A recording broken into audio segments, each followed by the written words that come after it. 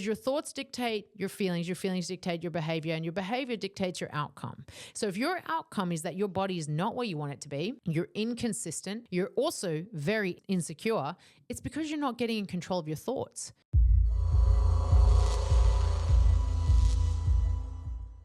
Today, I've got an incredible journey that I want to share with you that is probably going to change your perspective of a lot of different areas about diet culture, but it's also going to change your perspective a lot about just nutrition in general, but psychology.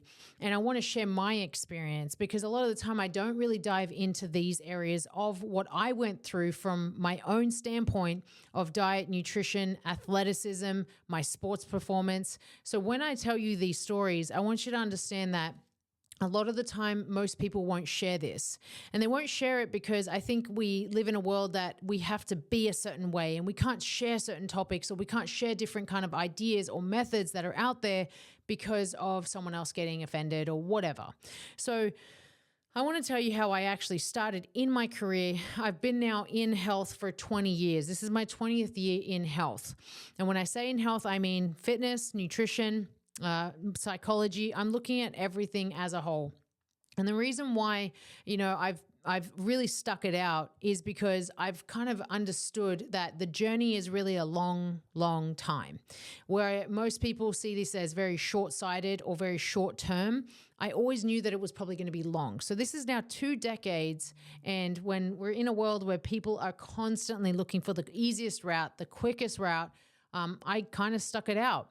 Now, the average lifespan of a personal trainer is 12 months. And the reason for that is because trainers will get into fitness. They love how it feels. They love that they can help people. And so they go and take on a bunch of people and they barely have time for themselves. And then they're inundated with all of these things to happen all at once, and they just get burnt out. Honestly, they just get burnt out. So they leave the industry and they end up going and getting a regular job. And so for me, when I was actually 17, I thought, well, I want to be in education. And I kind of came across fitness by accident. Someone suggested that I go into the world of fitness because, I was fit. I was playing soccer. I was into it all. And so I was like, you know what? I'll just go and do my diploma real quick. Not a big deal. So I went and studied. And as I was studying, I met strength and conditioning coaches because they used to come in and they used to actually teach. And just by them teaching, I actually found that this was pretty cool. Like I can learn about strength, conditioning, power, agility, coordination, all these different elements of fitness.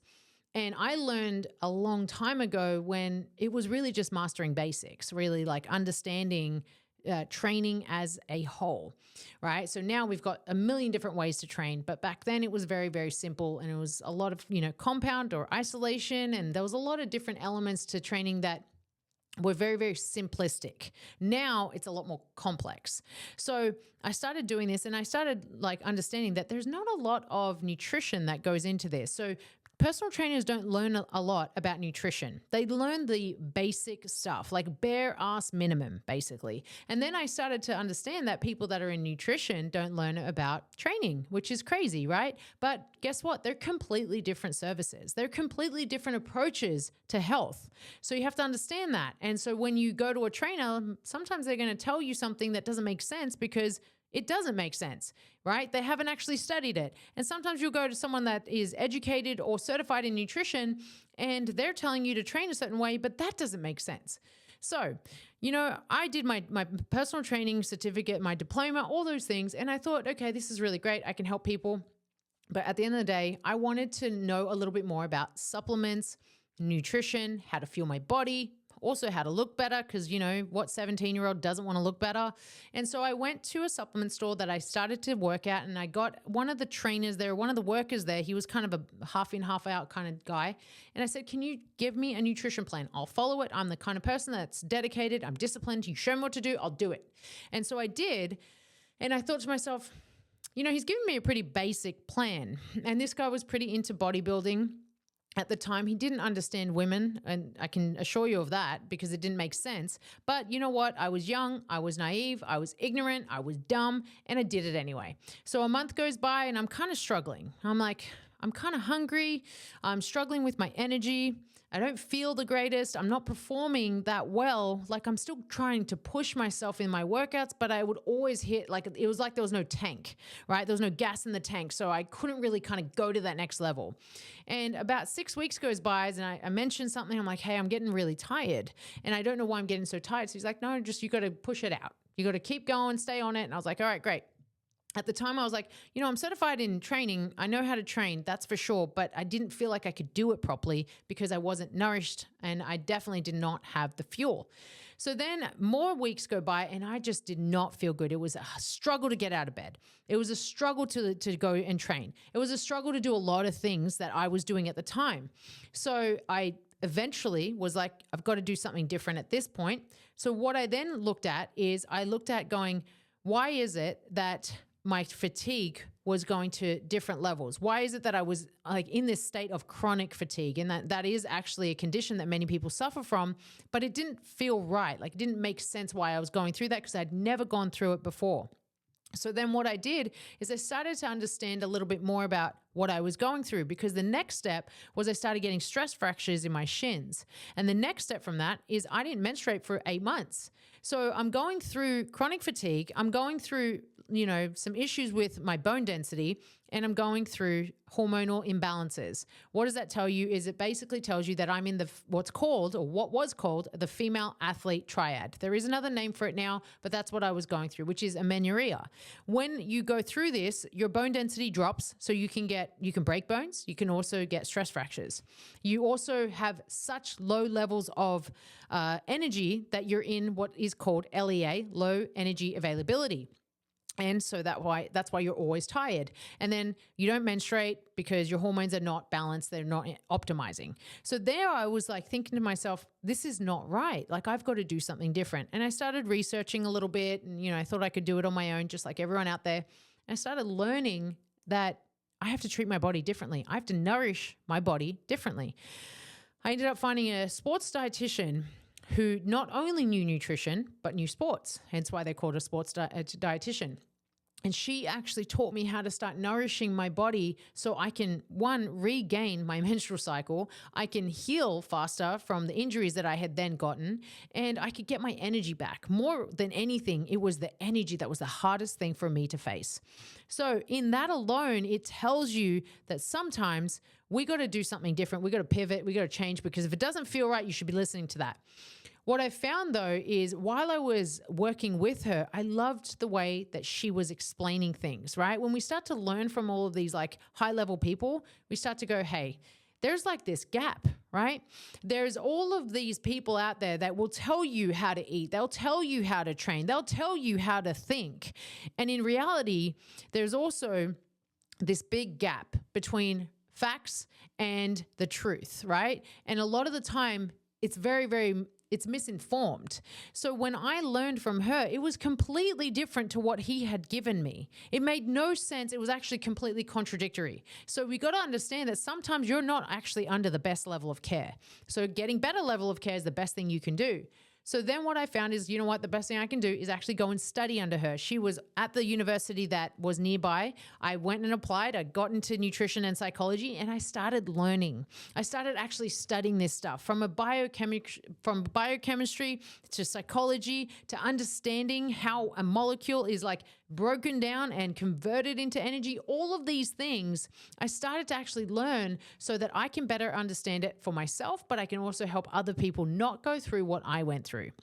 So we learned for quite a long time. I was in there for, I did all of my degree at the University of Canberra. And when I did my degree there, I was really dedicated to this process. But what was best about it is I had my own sports dietitian as well as learning how I can become one. It was probably one of the best times of my life because I then had the training. I then was learning about the nutrition. But I'll tell you what was the most important part. It was the psychology. When I started to understand that food is just basically behavior.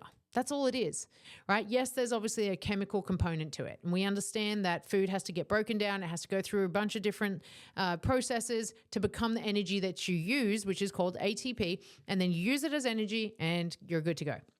However, choosing food, knowing what to eat, knowing how to not let stress dictate your input is really all behavior.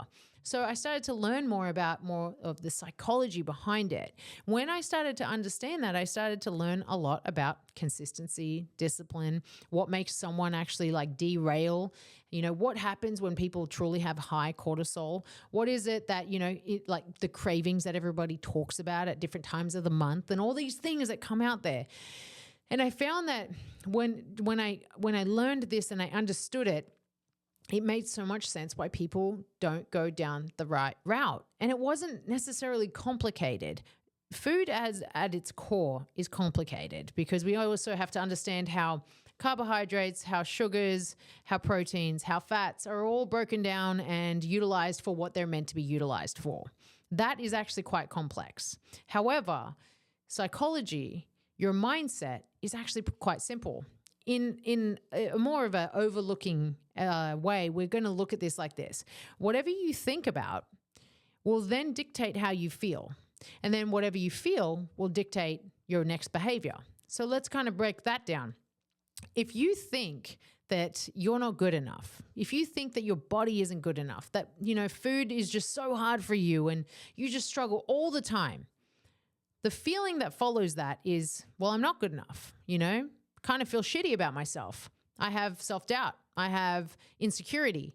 I have all these things about me that I don't like. So then the behavior is sabotage. And this is actually called, the three-way triangle. When you look at this going, every thought is dictating my feelings and every feeling is dictating my behavior. And my behavior then just goes back to that thought process and I'm back into that spiral. This is why people spin their wheels, because your thoughts dictate your feelings dictate your behavior, and your behavior dictates your outcome. So if your outcome is that your body is not where you want it to be, you're inconsistent, you're also very insecure, it's because you're not getting in control of your thoughts. And it really didn't take that long for me to figure that out, right? I was studying a lot about, obviously, on a much more deeper level, but I really wanted to help people understand this on a surface level. A lot of the time, people are just not in control of their thoughts, and it's the one thing that we actually have 100% control over. There are so many things in this world, this life, that you don't have control over. But if you take responsibility for the way that you think, you're going to have a better outcome. And that just can come down to, like, how do you treat yourself? How do you talk to yourself? If you are constantly telling yourself, I'm inconsistent, I'm not doing enough, it's not good enough, I should be doing more, you're constantly going to be on the rat race. You need to reframe that level of thinking. I'm trying my best today. Maybe it's not what I could do yesterday, but I'm actually giving it a go and I'm doing better than I thought I would. And tomorrow I'm going to try again. And then you start to go, I am the person that will work hard and will gain success. I am the person that can achieve a lot. You have to start focusing on how you talk to yourself, because how you talk to yourself are your thoughts. When you actually start to focus harder on how you think about yourself, you start to treat yourself better. You also treat others better. And this is crazy to think that no one would ever talk to other people the way they talk to themselves. That's the crazy part. So I share this with you because I think at the end of the day, what you need to focus on is your thought patterns, right? Number one. And then two, you need to focus on what is the level of support, of coaching, of whatever it is that you're doing. What is the level that you're actually allowing? Is it some low level, which honestly is not helpful? Because I know that I've had many, many great mentors and coaches, and I've also had the opposite. Sometimes we have to go through the wrong ones to find the right ones. And you've got to be okay with going through the wrong ones. Don't let it kind of build up this skepticism in you. Just kind of push through, keep going to the next one, keep learning. There's always a lesson in everyone that you meet, even if it's not necessarily a good lesson. It might be a lesson that is hard for you to learn. It might be a lesson that is harmful. There's so much that you can take from every person that you meet. And look, there are a lot of bad coaches out there. There are a lot of actually like bad mentors out there. There's a lot of bad of everything. But if you hone in on the good things, on the benefits of what you are getting, you're going to get great results. And that's what you need to take away from this. I basically got into the health industry because of what wasn't working for me, right? Yes, it was kind of by accident, but along the way, I learned a lot. Along the way, it kind of paved the path. When I started to understand what I wanted, why I wanted it, and how I could implement it for other people, this is exactly what I did. And yes, I had to go through some harsh stuff myself, but you know what? That's what we do. That's what makes it so worthwhile. And stop looking for quick fixes. I can tell you now, after 2 decades of just primarily focusing on my body, my health, my performance, I really changed. So that's what you need to do. Look at things from a bird's eye view, right? Zoom out on your health and go, where do I want to be in 6 months' time, in 12 months' time, in 5 years' time? And just understand that where you are going to be in 5 years' time will be dictated by the habits that you're building today. It will be dictated by the people you're surrounding yourself by today. It will be dictated by how you're treating yourself today. So don't just think that you've got to do something for this short little interim. Be in it for the long haul. Be in it for long enough to the point where you actually get really great results. Everything you want is on the other side of fear. So take action, make a move, because you're one decision away from a completely different life.